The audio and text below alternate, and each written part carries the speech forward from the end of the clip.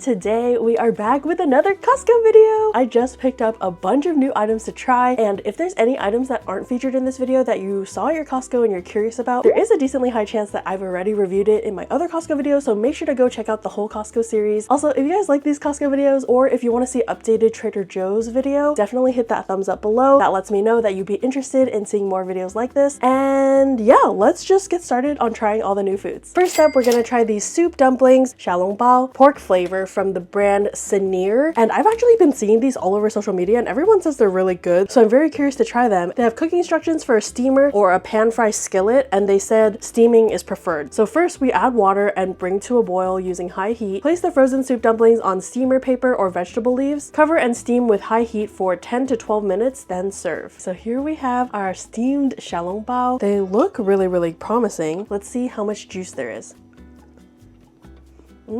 A decent amount of juice in there. This soup spoon is pretty big, so it doesn't look like that much, but there's a decent amount. That has a nice like porky flavor, really rich and meaty. Now for the dumpling.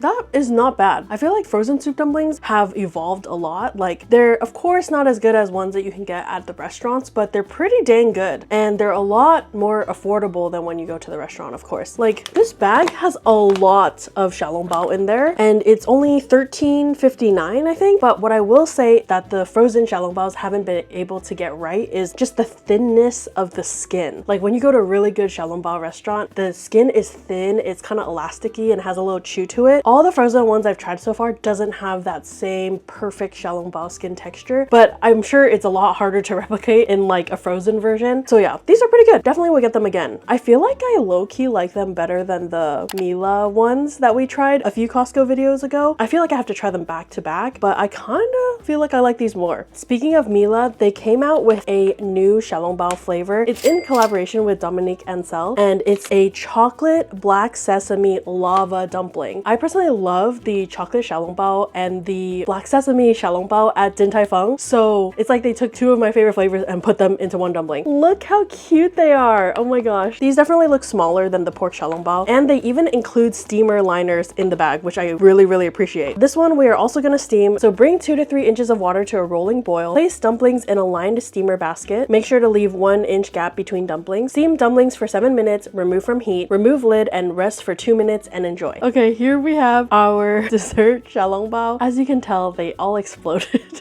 I don't know if I did something wrong. I don't think so. I followed the instructions to a T. The lava is lavaing, I will say that. Let me see if I can even pick one up. Oh, no, the skin just completely fell apart. I'm gonna try to get some of this filling though. I did see other people posting about this and theirs didn't do this. So I don't know if maybe I got a bad batch, or yeah, if I made some sort of mistake. I'm not quite sure, but this is what we got. So let's give it a try.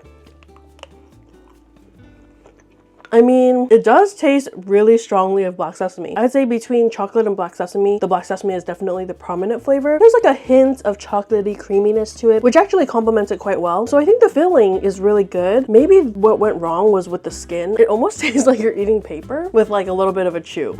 If that makes sense. So yeah, I'm not quite sure what happened with the skin there. The filling is good though, so there's definitely potential. Let me know if any of you guys have tried this product and had the same issue as me. Okay, hopefully this next item will redeem them. This is the Mila Dan Dan Noodles. It's Sichuan style sauce with chili oil and ground pork. So in here, it looks like there's 4 packs of noodles and 4 packs of sauce. And to prepare it, we first heat the sauce by placing it in boiling water and cooking for 5 minutes. For the noodles, we bring 6 cups of water to a rolling boil and cook the noodles for about 5 to 7 minutes, stirring as the noodles cook to prevent sticking together. Drain the noodles and place in a bowl. Combine sauce with noodles and mix thoroughly together in a bowl. Here we have our Dan Dan noodles. Look at how amazing these look. It smells like that classic Dan Dan noodle aroma.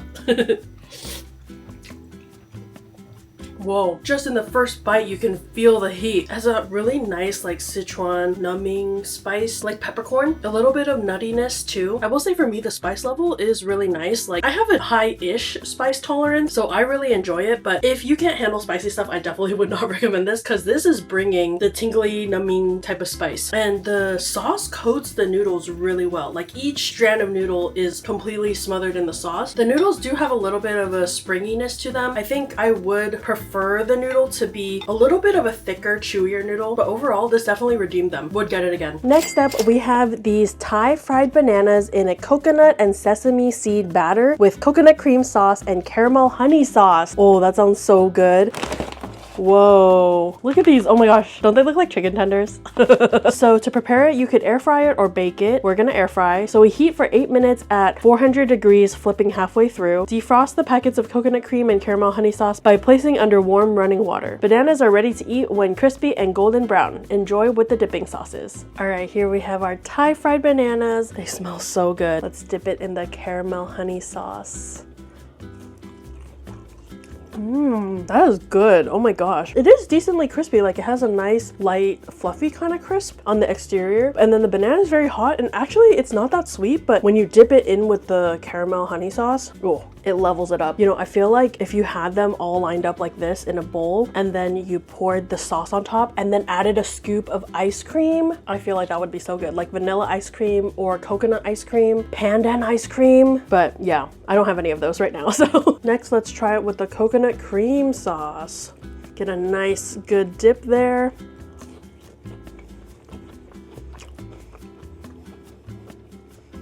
I don't know if it's just me, but this sauce is like salty. It has like a weird saltiness to it. Almost like they meant to add sugar but accidentally added salt or something. I don't know if that's a fluke or if that's just how they intended it to taste. I don't know if I got a bad batch or what it is, but I would not recommend the coconut sauce. All right, next up we have these butter chicken naan bites from Cuisine Adventures. They're Indian inspired butter sauce with white meat chicken in naan bites. That sounds so good. I love butter chicken. I also love naan. Oh, there's 2 bags of these. They look like little pizza rolls or maybe like mini empanadas almost. For the preparation instructions, they have conventional oven or air fryer. So we preheat to 350 degrees, place pieces in a single layer, heat for 4 minutes, shake, and heat an additional 3 minutes. Let stand 3 minutes before serving. Okay, here we have our butter chicken naan bites. They smell so good and they sound so crispy. Do you hear the crisp? I could eat like 20 of these. The outer shell is so nice and crispy. And then the butter chicken on the inside is so flavorful. Just your classic like curry, spices. There's quite a bit of pieces of chicken in there too, so it adds like a different texture. Of course, goes so well with the curry flavor. It does kind of remind me of a pizza roll, but with butter chicken filling. They are bigger than the pizza rolls, but not by that much. They're still quite small. But yeah, I think if you were hosting a party or going to a potluck or something, these would be a huge hit. Next up, we have this takoyaki handmade Japanese street food. Whoa, look at that. The little takoyaki inside. It says that it comes with 40 pieces, so pretty good size. For the cooking instructions, they have air fry, deep fry, oven bake, and microwave. So for us, we're gonna set the air fryer to 400 degrees, cook 10 pieces for 12 minutes or until heated through and serve. All right, here we have our takoyaki. On the bag, they say that they recommend adding those classic takoyaki toppings, but I don't have bonito flakes, also don't have takoyaki sauce. However, I do have Japanese mayonnaise. I'm just gonna put it on some of them so that we can still have a few without it. So we can do a side-by-side comparison on how much the Japanese mayo makes a difference. Let's try one without Japanese mayo first, just to get the pure flavor. It wasn't as crispy as I was expecting. It has like maybe a little bit of a light crisp, but nothing really. The octopus part is a really nice texture, like it's well cooked. It has a little crunchiness and bounciness that you want. The dough, I don't know if it's just me because as you guys know, I'm not a big ginger fan, but this is kind of ginger forward to me. It's not like all I can taste is ginger, but I definitely taste ginger in there. I will say the dough batter to octopus ratio could use more octopus because it's kind of like for most of it, you're chewing a ball of dough and then you get a little thing of octopus in there. The Japanese mayo definitely helps. It adds a lot more flavor and it mellows out the strong ginger flavor that I taste. If you are like a huge takoyaki fan, I feel like this would hold you over because takoyaki is not always something that's really easy to find. So to have a version that you can have just at home is actually a huge plus, I think. Next up, we have this Maven's Tea Collection Super Premium Ice Cream. It comes with a Thai tea flavor, a matcha flavor, and an Earl Grey flavor. I'm gonna start with the matcha one. I've been really in my matcha era lately. I make matcha lattes at home like at least 3 times a week. So I'm very excited to see if this is any good.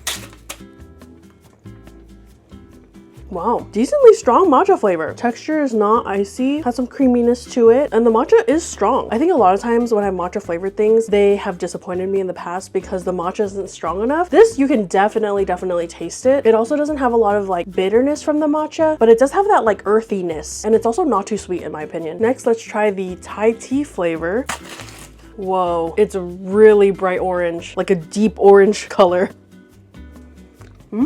That flavor is super strong. This straight up tastes like you're drinking a Thai milk tea. I will say this one, the texture is icier than the matcha, but I don't really mind because the flavor of the Thai tea is really present. I think Bert is really gonna like this because he loves Thai tea, although I think he would like it sweeter, but I think, again, for me, this is not too sweet. Also, another solid one. Last but not least, we got the Earl Grey.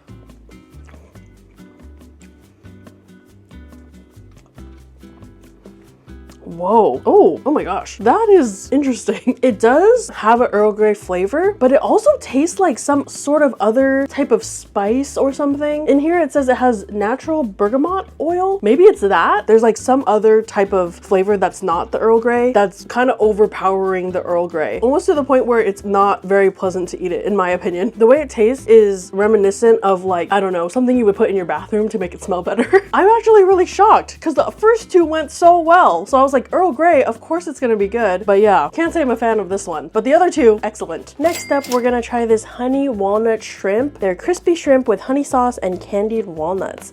All right, we got 2 bags of shrimp, and then we have 4 of the sauces and 2 bags of the candied walnuts. For the heating instructions, you can bake it or air fry it. We're gonna air fry it. So we heat shrimp at 400 degrees for 8 minutes, flipping halfway until crispy or golden brown. To heat the sauce, we empty the sauce packet into a microwave safe dish and microwave for 15 seconds or until hot. Add the shrimp and walnuts, toss well, and serve. All right, here we have our honey walnut shrimp. It does look pretty legit, like very similar looking to the restaurants. I will say that I did need to air fry it longer than 8 minutes, and I also needed to heat up the sauce like quite a bit more than just 15 seconds as well. So yeah, the cooking instructions might not be super accurate, but let's give it a try.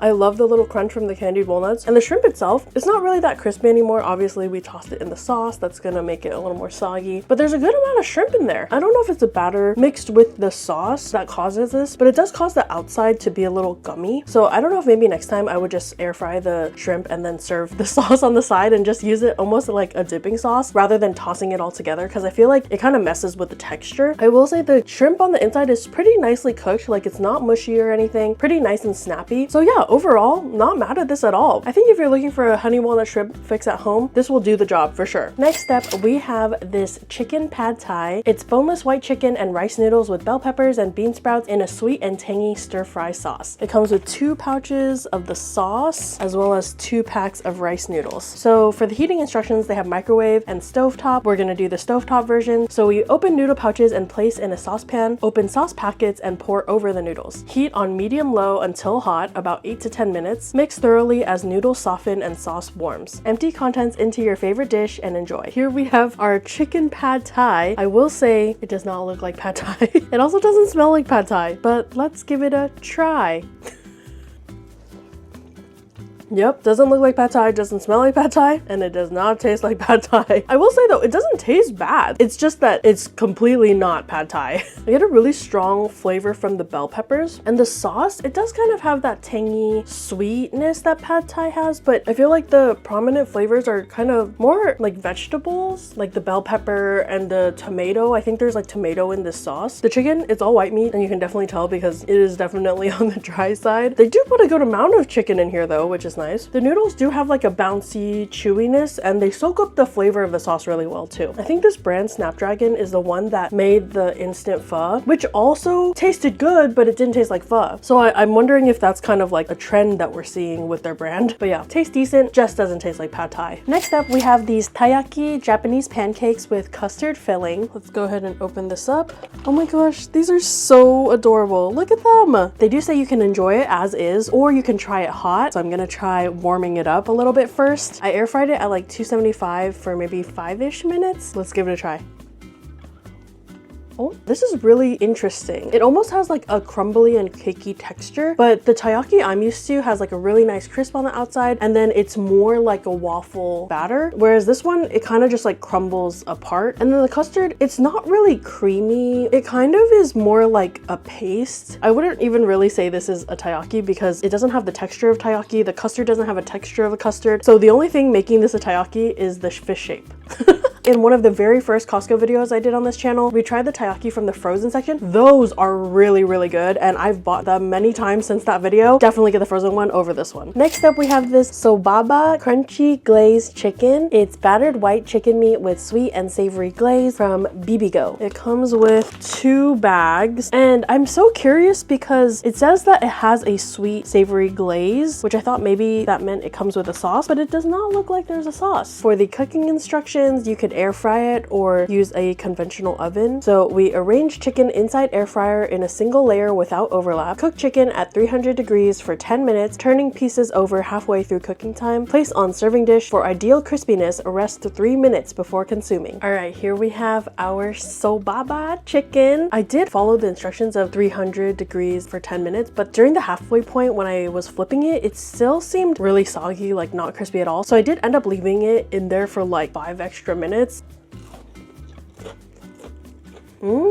The flavor is really nice. And for the crunch, there are some parts that are really, really crunchy, but then there's some parts that are really soft. Like these outer edges are crunchy, but then the middle part, like here, even though it has batter, it's not crunchy. I don't know if I have to like play around with the different settings with my air fryer, but yeah, I really enjoy the crunchy parts, but then whenever I get a soft part, I'm a little like disappointed. The chicken itself is really juicy, quite impressive considering it's all white meat. The flavor on this, it's not like super duper flavorful and seasoned. It just has like that light taste of sweet and savory glaze. And now I'm wondering if the glaze is what makes it not become crunchy. I don't know. I think I would get it again with a little asterisk that says like if I can figure out how to make it all crunchy.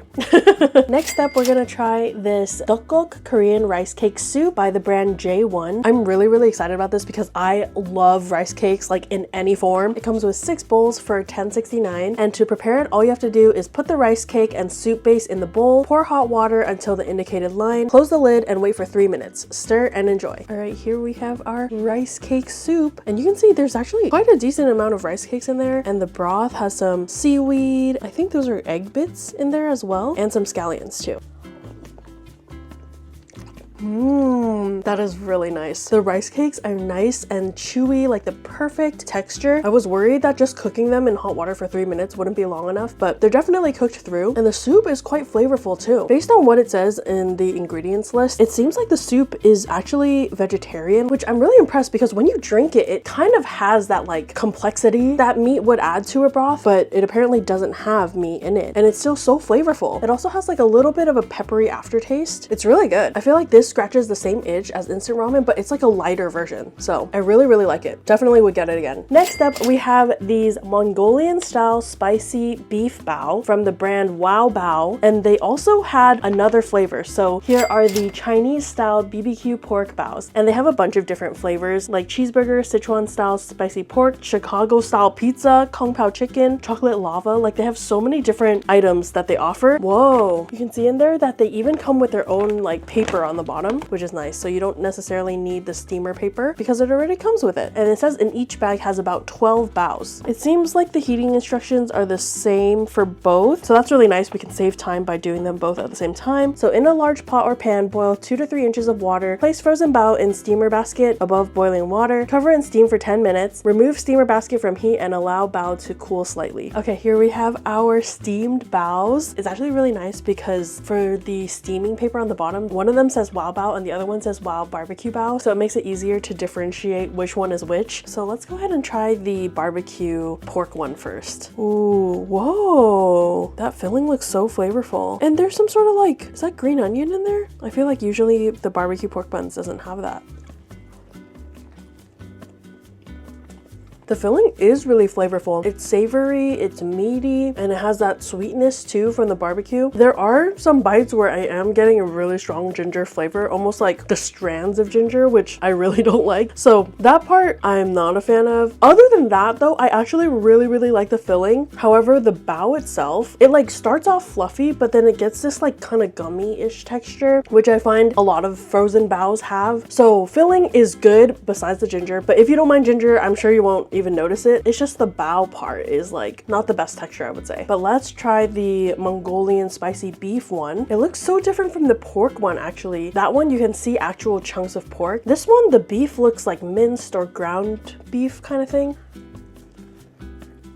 Whoa. This one has that nice beefy flavor, has a little bit of spiciness to it, not like anything too crazy. The bun part still kind of has that same textural issue as the barbecue pork one. I mean, I'm sure they just use the same dough for it. It's just like when you chew it, it does have that gumminess and then it almost like sticks to parts of your mouth. I literally feel like I have to take time to like push it out of different crevices in my mouth, if that makes sense. The more I eat this beef one too, it just doesn't have any texture to it. It's kind of just like a meaty mush. So yeah, these are okay. I will definitely finish up the pack, but not sure if I'd get it again. Next up, we have this Fujiya Strawberry Sponge Cake, and they say that you can eat this either frozen or thawed, and after it's thawed, it's good in the fridge for up to 2 days. So last night I went ahead and moved it from the freezer into the fridge so that it would be all ready for us to eat. Okay, so let's take it out of the box. Oh my gosh, it's so pretty. Look at those beautiful layers, and then you can see the strawberry like jam and even some strawberry chunks in there. And of course I had to use my cute little Pokemon plate, which obviously makes the whole experience better, but let's go ahead and give it a try. The cake is so like soft and spongy, and overall it's not too sweet as well. The strawberries add a nice little hint of fruitiness and some sweetness, a little tartness too. The texture of the cake plus the cream, it really just kind of like disintegrates in your mouth. You don't even have to chew very much. So that is really reminiscent of like cakes that you would get in Japan. They're always really light. See, I almost finished my slice and it doesn't even feel like I really ate much of anything. It's kind of just like eating an air cake or cloud cake. I could see this being a big hit at one of those like big family potlucks, especially when like the grandmas and aunties and stuff, they like things not too sweet. This would be perfect for them. Another Japanese dessert they had at Costco was this Japanese style cheesecake. It's from the brand Delcato. This one comes with 2 cheesecakes and it also had some thawing instructions. So last night I moved this one from the freezer to the fridge as well. So let's go ahead and take this out of the box. I will say this one is not as pretty as the box picture, not like the strawberry one, but it still looks like a Japanese cheesecake. I'm gonna cut myself a slice. Oh, it's actually not easy to cut through. It's kind of crumbled apart. Oh my gosh, I did not expect that. I thought I was gonna get a nice slice, but look at this. Maybe I need a sharper knife? Okay, let's try this again with a different knife. That looks a bit better. At least it looks like a real slice. I will say it definitely looks crumblier than I was expecting. I've had a decent amount of Japanese cheesecakes in my life, and I feel like this is crumblier than it usually is. You do get a cheesecake flavor, like it does have the cheesiness there. Texture wise, it's definitely crumblier than other Japanese cheesecakes. I feel like usually Japanese cheesecakes are way more light and airy and fluffy. So overall, they got the taste down because I do get the cheesiness, but the texture needs some work. So we had a lot of hits today as well as some misses, but for my top 3 items, I would choose the Jayone Rice Cake Soup, the Mila Dan Dan Noodles, and the Fujiya Strawberry Sponge Cake, with the honorable mention being the Maven's Tea Collection ice cream, besides the Earl Grey one. Just the matcha and the Thai tea for me. But let me know what you guys thought in the comments. Don't forget to hit the like if you enjoyed this video or if you want to see more videos like this. And yeah, I'll see you guys in the next one. Bye!